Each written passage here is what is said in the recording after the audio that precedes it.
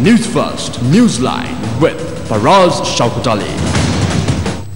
And a very good morning to you and top of the week to you. This is Newsline, live as always from the Newsfirst studios in Dawson Street in Colombo. To be precise, we're in R2 studio here.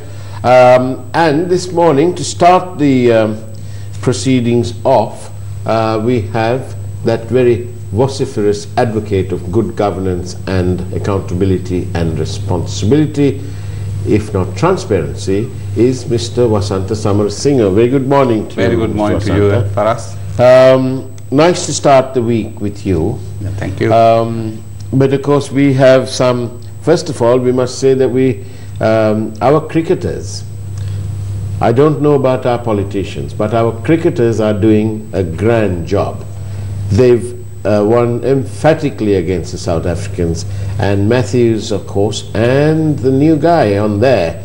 The Sri Lanka's got talent, and if that's true, in that case Akila Dhananjaya has supreme talent. What brilliant, 6 for 29, a wonderful performance there, and he's the name to watch for the future, Akila Dhananjaya. Well done. And the team is doing their best, but the administrators and the minister, well, that's another story altogether. Faisal Mustafa, you really need to get your act together, and you need to sort the cricket board's constitution out before anything else can happen. Otherwise we're going to forever and a day be in the same place. Now then, Wasantha, yeah. Lakshman Kadirgama, the Prime Minister who never was, Foreign Minister par excellence, and he was our very own Bandula Jayasekara's mentor. What do you think? Do you think that Sri Lanka can ever have a national leader, either the Prime Minister or the President, from a different community, from a different religious background? Exactly, Faraz. You point out it. The Honorable Lakshman Kadirgama. When we were the coalition government in 2004, yeah, we are the party who nominate him as a Prime Minister. We request into the President appoint him as a Prime Minister because of he is a national, not only the national leader, he's an international figure. He's an international figure to the country, not for the Tamil or Sinhalese or other one. He represents Sri Lanka. He was Sri Lanka. He became a Sri Lankan. He emphasized as a Sri Lankan. Then we lost him. He's a great character, and we honored him. I don't know, but I can't say we will ever find that kind of figure to country, but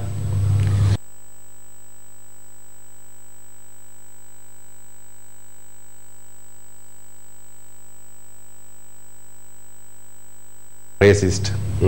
We are not the ethnic.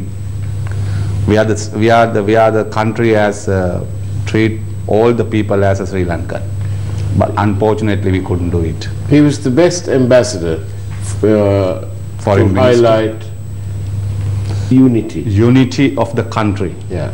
Unfortunately we couldn't do it because of the politics. Not allowed to him to be a Prime Minister. If he became a Prime Minister, as you mentioned, he will be a good ambassador to the country to highlight we are who we are. Do you think it will ever happen? We can't say no, but still we couldn't have that kind of figure. Well, let's see. Now then, I wanted to ask you this question. Imran Khan, cricketer, yes, not only the cricketer, leader, yes, Oxford man, an Oxford educated cricketer, and he says that education is very important, and that he was lucky that he was a successful cricket captain, more successful than others, because he said that he had this great education with him, behind him. But Wasantha Samarsinghe, Imran Khan has taken 22 years, and later this week, I think on the 18th, he's going to be, he will be formally declared and takes oaths as the Prime Minister of Pakistan. Isn't that such a wonderful journey for him? 1992 winning the World Cup, and then in 2018 the Prime Minister of his country.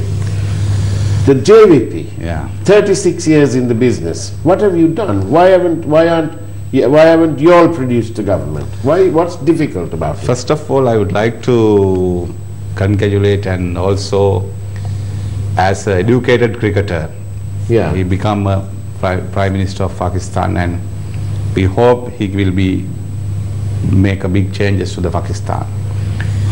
But as a cricketer, an educated cricketer, he became Prime Minister of the Pakistan. But unfortunately, as you mentioned in earlier, still we couldn't find the leader of cricket in Sri Lanka. Still the player who are playing well. Then we won the game. We can congratulate. But what the administration are doing? Still the election is postponed because of the court case.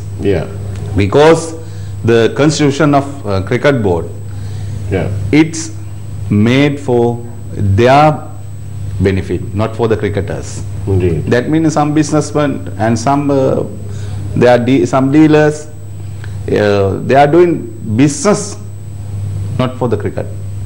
That's why some senior cricketer of the country, they also try to be a part of the board, and they contest in the election. But some cricketers can't contest in because of the constitution. That's the main problem. And now our cricket is very, very narrow. Because of previously, when we consider about the 2-3 decades ago, that means 80, 90, 2000, 20, and there was so many cricketers from outside, not only from Colombo. But right now, so many cricketers in the very few clubs. Why? Our cricket board doesn't have a proper plan to fulfill our team with good players. They are doing business, that's why they don't have that kind of thing. Who are the playing cricket? They are coming to the Colombo and they are joined with some club. Then if he played well, they have some chance to join with the national team. But we should have proper plan till the school to national team, then district level and even province level, after that national level. But the sad news is, sad part is, our players are try to play it well, then they can win the game. If they can win the game, we can congratulate, and we can congratulate them, but they played well. But the thing is, the administration doesn't do anything. As you asked about the politics, we are not in 36 because we are party formulated and founded in 1965. We are contesting in 1982 for the election. After that, we faced so many difficulties. But the thing is, till today, as a JVP, we doesn't have a blame. We are not guilty to the robbery or corruption or fund or robbery of national wealth, anything. But our strength always using to mobilize the people against this kind of corrupted system. That's why in these days we met national intellectual organization. They came and they have had a big ceremony, that means the big events. They invited to us also. Now they are going to make a proper plan to the country. They invited to us.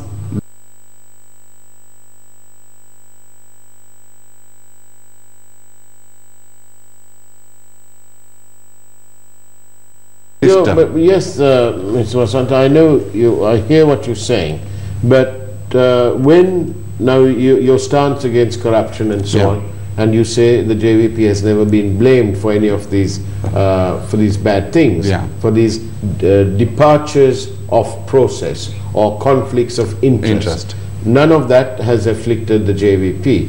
But then it's surprising that the JVP haven't been able to get more seats. Why is that? What's the problem? Because of do you have that to is not the, that is not our mistake, I think so. Because people also have a responsible.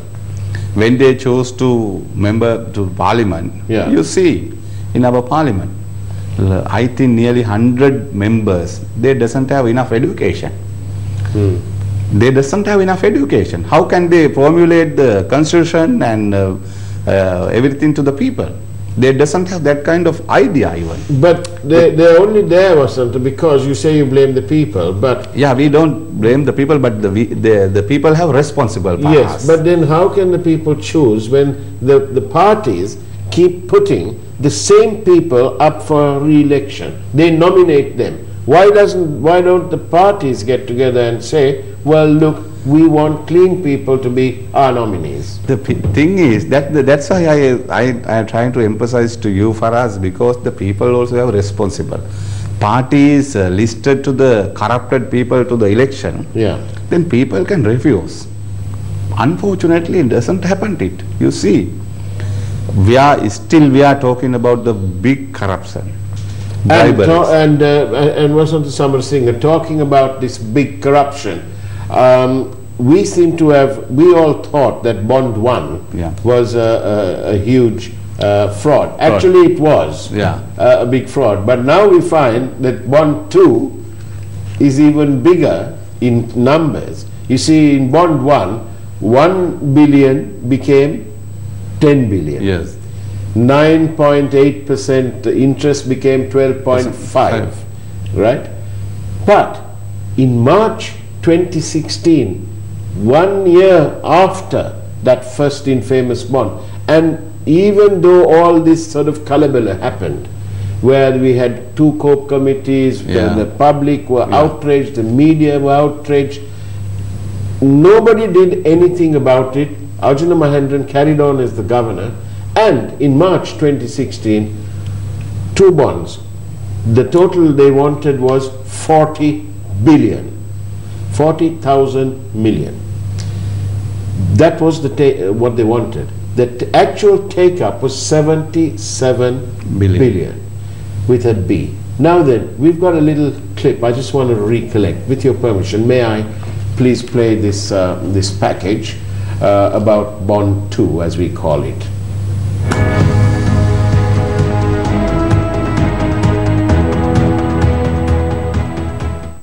The second bond scam in March 2016 was fixed by Perpetual Treasuries Limited to benefit only themselves, and it was done at the expense of the Employees' Provident Fund. For this, Perpetual Treasuries used a series of intermediary companies to avoid detection of what their real intent and what they were really doing, which was to dump bonds on the EPF at very high prices, causing the EPF to lose money. This system was viewed as a pattern of trading which was designed to mask the real beneficiary. The intermediaries revealed before the Presidential Commission of Inquiry into the issuance of bonds that when they were engaged in this process, the rates of the bond transactions between Perpetual Treasuries and the EPF were predetermined by Perpetual Treasuries, meaning they had inside information. Faraz, the change for this was because it was the Prime Minister himself who insisted to change the system of issuing bonds in 2015. That change of system, the Auditor General of Sri Lanka said, was not the least cost method of raising money for Sri Lanka. Now, the real beneficiaries of this incident or this pattern were those behind Perpetual Treasuries Limited, and also those who were involved in this by appointing individuals like Arjuna Mahendran to the post of Governor of the Central Bank, enabling Mahendran's son-in-law, Arjun Aloysius, to have his company benefit from this scam. Let's remind you that it was the people's hard-earned monies that was lost at the EPF. The Presidential Commission of Inquiry has revealed that Perpetual Treasuries Limited had market-sensitive and price-sensitive inside information at these bond auctions, which they generated phenomenal profits, and they manipulated the market with the information that was given to them by Arjuna Mahendran. This is very clear when we listen to the telephone conversations between PTL owner Arjuna Aloysius and his CEO Kasun Palisena. It is also very clear that PTL had an inside man in the EPF by the name of Saman Kumara, who is currently interdicted. Now, Saman Kumara, in his testimony, had said that he sold bonds at very low rates and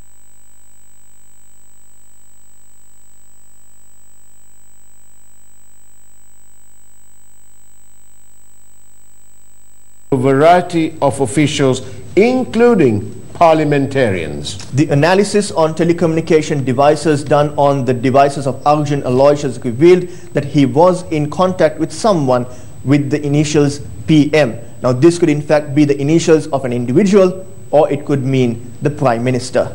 Perpetual Treasuries Limited made phenomenal profits because it purchased bonds at a very low price and then dumped them at very high prices to a willing and able buyer, Employees Provident Fund, EPF, the people entrusted with the people's monies. Faraz, when we exposed the central bank bond scam in 2015, following continuous outcry from activists and our revelations, a presidential commission was appointed and later a report was also released. There are questions surrounding the commission report itself, that it went to a private residence, for example, and many question what right, what on earth Austin Fernando, the presidential secretary, had to send this report to the National Archives, where it could potentially have been kept away from the public for a whole 30 years, the same period of the tenure of that 2015 bond. And this is the man that... There you are. That was what we covered, part of it, what we covered on the news. You heard many things there. This was, we did a little sort of recap on what happened. Now, Wasantha, there seems to be a clear case, a prima facie case against Arjuna Mahendran, subject to a magisterial decision, and nothing has been done. Arjuna Aloysius' telephone makes references to something or somebody, but it says PM. It could be Prime Minister, it could be something else, it could be in relation to a time period. Some of the talk says that this commission report went to some private house before it went to the president. Now, this bond one, the commission of inquiry says that Arjuna Mahendran gave sensitive information to the benefit of Perpetual. Then, between February 2015 and March 2016, they made a lot of money.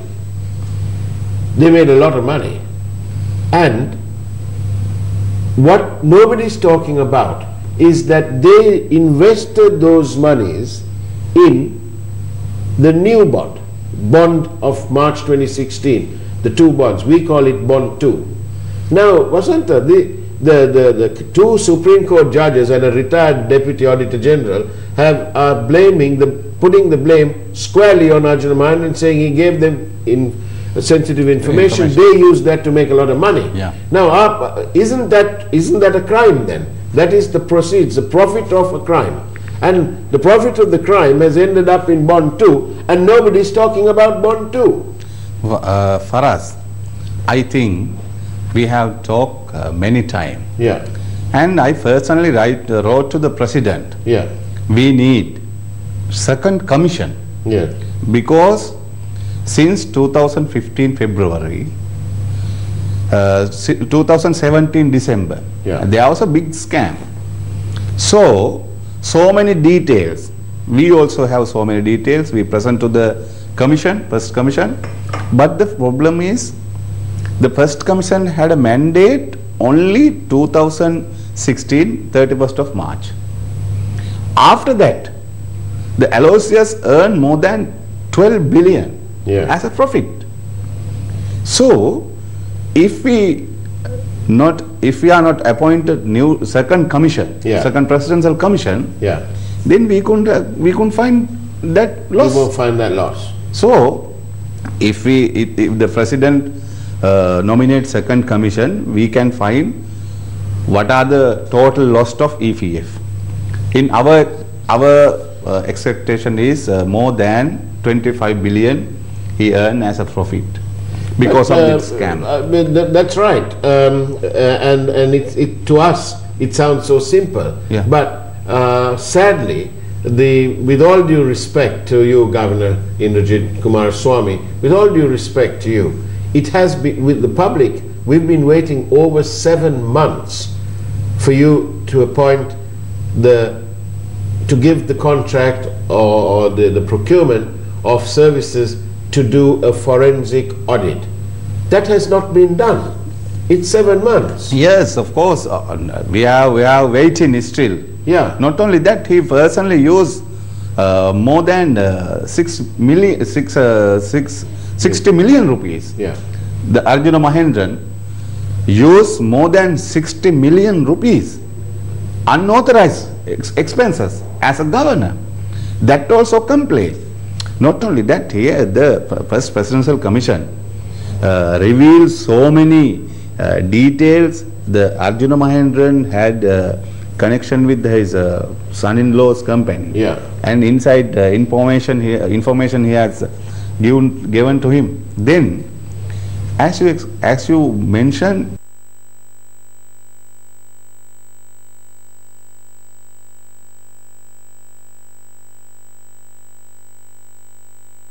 doing this kind of damage to the country. In total loss for the EPF and central bank may be more than 50 billion.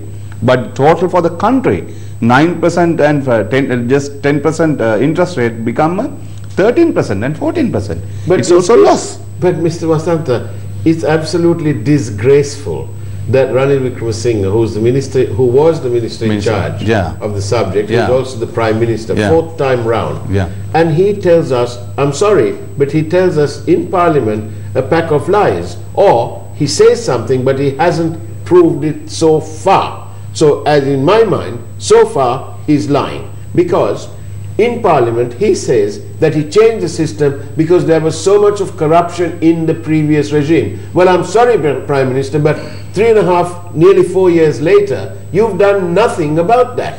Where is the proof of what he's saying? He comes to Parliament, he says all sorts of things, and no proof. Even he still doesn't have a proper plan. He is the person who is responsible. The Arjuna Mahendran appointed as a governor. Then he has a responsible. He is a good friend, close friend right now. What he say? He doesn't have relation with the Arjuna Mahendran. I think we have to remember what the Prime Minister can say, this, that and the other. But I think the Prime Minister, we better remind him what the great Mahatma Gandhi said. The great Mahatma said that there is a greater court than the courts of justice, and that is the court of conscience. So where is the Prime Minister's conscience when we are suffering the greatest financial scam ever since independence? Come on, folks, get it into our collective heads. This is the greatest financial scam ever. So, the people of the country waiting after the first presidential commission and COP report, and there must be some action, just only court case. So, the Prime Minister doesn't have, as a responsible minister, he was a responsible minister to central bank when the scam was happening. He is responsible. He should have resigned, because I couldn't keep the responsible for the people, to the country. This is the big scam, financial crimes. So, people are suffering. But all the buggers who are involved with matter, they are very clean and safe. I want to say another thing too. How can they, this same government, so blatantly sign an FTA with Singapore? Why can't the JVP unions? Well, we leave the JVP unions. What are they doing? Yeah, the agreement with the Singapore. Yeah. That is not the agreement with the Singapore. The free trade agreement we nominate as a Singapore agreement, but it is the whole with the agreement passed by the WTO. Yeah. This is agreement signed with the WTO. All the country who wish to deal with Sri Lanka, business with Sri Lanka, we have to give all the facility to the as we given Singapore. So we made big mistake. And so many ministers opposed to that. Yeah. Then president also wrote a letter to the cabinet minister, cabinet secretary. Yeah. This agreement should come again to the cabinet. Yeah. But it doesn't come. It was signed 2018 January 23rd. When that time there was a two act, Anti-Dumping and Countervailing Duties Act and Safety and Measure Guard Act. It doesn't pass in the Parliament. It was passed in the March 19 2018. But the agreement was signed 2018 January 23rd. There was a big mistake. Not only that, when we are going to the FTA, both countries would have a win-win situation. Yeah. But we lost everything. We lost everything because of after this agreement. When the function in the agreement, we will have a proper evidence what we lost. Not only that, Faraz, we mentioned about the EPF, the losses. Yes. Yeah. Right now, the government signed an agreement with the ADB. Yeah. To formulate policy framework Yeah. to the public and public enterprises and EPF. They have signed the agreement with ADB in 2016. Yeah. $300 million.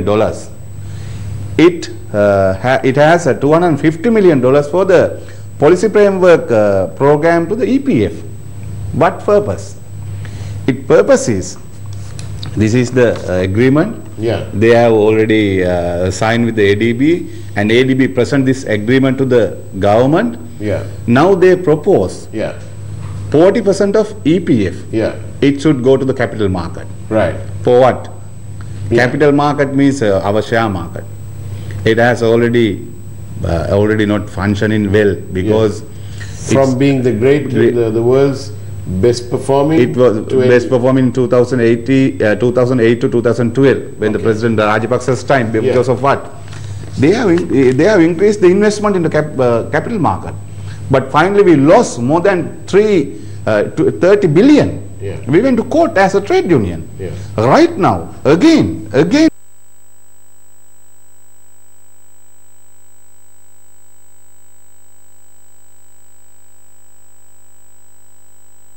Got more than 10% of the interest. But who will responsible? When we go to the capital market, we can get more than 10%. Not only that, for us, very dangerous, very horrible thing is this proposal proposed to individual investment. So that means individual EPF cardholders can trade on the stock market, using their retirement benefit. Then finally, within 1 year, 2 years, maybe 6 months, they will lose everything because of this capital market. Not a very dangerous situation. That's why we need to discuss this matter. Definitely, next time we will discuss in brief. Today perhaps we could take it up on sure. On then that's why firstly, this government corrupted with the bond scam. Yeah. Again, they are going to try to damage to EPF to invest in capital market. This is not good for the country. This is not good for the people. Indeed. 2.6 million EPF members. Yeah. They still they are hoping this will be safe, but it is in the dangerous. I want to end the note by saying that in today's Daily Mirror, one of the main stories is about the 200,000 rupee transport allowance for, and Wasantha Karunatilaka says this is nothing new, as the former government also did the same. That doesn't make it right. That doesn't make it right. And finally, the same newspaper, the Daily Mirror, says that the Prime Minister is quoted as saying that reconciliation is taking place in the North-Northeast. Well, Wasantha, I want to say this. Yeah, this is the Gayantha said it was in the previous government. Yeah. When we appoint a cabinet minister, why we are giving the some MPs to transport allowance? Yeah. That mentioned cabinet minister doesn't doing very well. Is this a bribe? Do you think this it's a bribe. It is a bribe. Who are not getting the ministerial portfolio? Yeah. They're giving some money. That is the thing. The people's money, they are misleading the country. The Prime Minister is saying the reconciliation is taking place, but I want to say this to you. Some of our fellow citizens who come from abroad and who live in the north, they don't even have a connecting flight from Katunayaka. 30 seconds only. Then when we are consider about the reconciliation in north, as you mentioned, last 70 years, the people who are living in abroad, France, London or somewhere, they are getting 6 hours to come to Sri Lanka, but they need to go to 8 hours to go to the Jaffna. Why? Still we couldn't have a develop the country as a same country, as a one country. That's the main problem. Still we couldn't have developed the proper domestic flight. Even private sector joint venture with the Sri Lankan. Nothing. That's why when we are talking about the reconciliation, still we are suffering same problem. There has been no reconciliation. No reconciliation. No, nothing really. And well, we are coming to the end of today. But I want to ask you here about this FTA with Singapore. Last question. I need 2 minutes, please. And it's this. I'd like to ask, you better say this in Sinhalese so that we can edit it quicker. Who is responsible for this Singapore FTA scam? And which minister is responsible? It's minister under the Malik Samaravikrama's ministry. Why don't you say that in Sinhalese to us, please? Yeah, the මේ ගිවිසුම සම්බන්ධයෙන් සම්පූර්ණ වගකීම තියෙන්නේ මලික් සමරවික්‍රම ඇමතුමා සහ ඔහුගේ අමාත්‍යාංශයේ නිලධාරීන් යටතේ. මෙය රටට කිසිසේත් යහපත් ගිවිසුමක් නොවන බවත් මේ පිළිබඳව මම ෆරාස්ට ආරාධනා කරනවා සිංගප්පූරු ගිවිසුම පිළිබඳව අපි දවසක් මේ වගේම පැය භාගයක් අරන් කතා කරමු. අපි පෙන්වන්නම් රටේ ආර්ථිකයට කොහොමද බලපාන්නේ, නිෂ්පාදකයන්ට කොහොමද බලපාන්නේ, සේවා ශේෂ්ත්‍රයට කොහොමද බලපාන්නේ, ගෘහ කර්මාන්තවලට කොහොමද බලපාන්නේ, එය රටට කිසිසේත් යහපතක් නොකරන්නේ කොහොමද කියන කාරණේ පිළිබඳව අපි මේ ගැන කරුණු කියන්නම්. Then I invite you to මේ ඇමතුමා ඉල්ලලා අස් වෙන්න ඕනේද? Definitely. ඇයි නැත්තේ? මේවැනි ගිවිසුමක් අත්සන් කිරීම හරහා රටට කරලා තියෙන හානිය පිළිබඳව කැබිනට් මණ්ඩලෙම ඉල්ලා සිටිය යුතුයි. මුළු කැබිනට් එකම ඉල්ලා සිටිය. මොකද කැබිනට් මණ්ඩලය මේක සාකච්ඡා කරද්දී කැබිනට් මණ්ඩලය මේක අත්සන් කරද්දී ඔවුන්ගේ සාමූහික වගකීම තමයි මුළු කැබිනට් මණ්ඩලයම ඉල්ලා සිටිය යුතුයි මේ ගිවිසුම අත්සන් කිරීමට අනුමැතිය දීපු. ඒක තමයි මේ ඩීල් කාර්යෝ මේ කැබිනට් එකේ ඉන්න එක හොඳයිද? අපි හැමදාම දැකපු ඩීල් කාර්යෝ තමයි අපේ කැබිනට් වල හැමදාම හිටියේ. රට වෙනුවෙන් වැඩ කරන කැබිනට් ඇමතිවරු බොහොම අඩුවෙන් හිටියා. අර කදිරගාම ඇමතුමා වගේ පෞද්ගලික ප්‍රතිලාභ වලට නෙමෙයි රට වෙනුවෙන් තමන්ගේ ජීවිතය පරිත්‍යාග කරන්න සිද්ධ වුණා. එවැනි මිනිස්සු අඩුවක් තමයි අද අපිට මේ කැබිනට් මණ්ඩලෙත් මේ පෙන්වන්නේ. ඒ නිසා ඩීල් කාර්යයන්ගෙන් පිරිච්ච කැබිනට් එකක් පාර්ලිමේන්තුවක් බවට පත් කරලා. මොකක්ද අමාරුව මලික් සමරවික්‍රමට තියෙන්නේ? එයාගේ මේ පෞද්ගලික දේපළවල් පැත්තකට තියලා මේ කැබිනට් එකට එන්න. එයාට කිසිම මේ එක්ස්පීරියන්ස් එකක් නැහැ. අපිට තියෙන ප්‍රශ්නේ ෆරාස් මේ ඇමති මණ්ඩලයේ ඇතුළේ හිටපු ඇමති මණ්ඩලයේ කට්ටියත් හැමෝම ඉන්නවා. එතකොට මෙතෙන්ට ඇවිල්ලා ඉන්න මලික් සමරවික්‍රම ඇමතුමා වගේම තව සමහර ඇමතිවරු මේ රට වෙනුවෙන් නම් වැඩ කරන්න ඇවිල්ලා තියෙන්නේ. ඒ අයට මේට වඩා වගකීමක් තියෙනවා. හැබැයි මේ වගකීම් සියල්ල අත්හැරලා රාජ්‍ය දේපල, රාජ්‍ය සම්පත්, රජයේ ස්වාධීනත්වය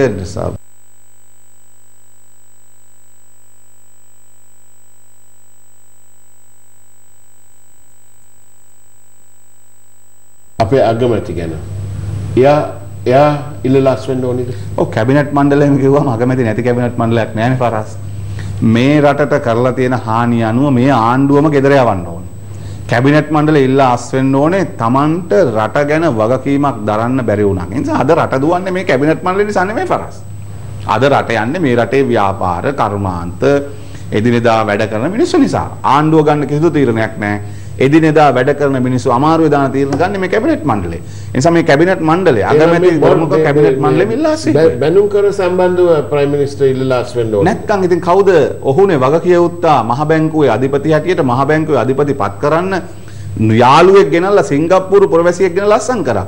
අද අපේ රටේ මිනිස්සුන්ගේ සල්ලි පාක්කුවේ තියෙන පර්ස් එකේ ඔබේ සල්ලි අරන් බලන්න. හොරෙක් අස්සම් කරපු සල්ලි නේ තියන් ඉන්නේ. කවුද මේකට ඔක කියන්නේ? අගමැති රනිල් වික්‍රමසිංහ මහත්තයා නැත්තම් කවුද? ඒ නිසා මේ හොරකමට වග කිය යුත්තන් කිසිවක් නෙවෙයි. ඔහු මේකට වග කිය යුතුමයි. Wasantha Samarsinghe, thank you very much. Thank you, Thank you very much, for Faraz. giving me 5 minutes extra there. Thank you very much. And that's the way it was on Newsline on this wonderful Monday morning. A wonderful start to the week. Take care and God bless.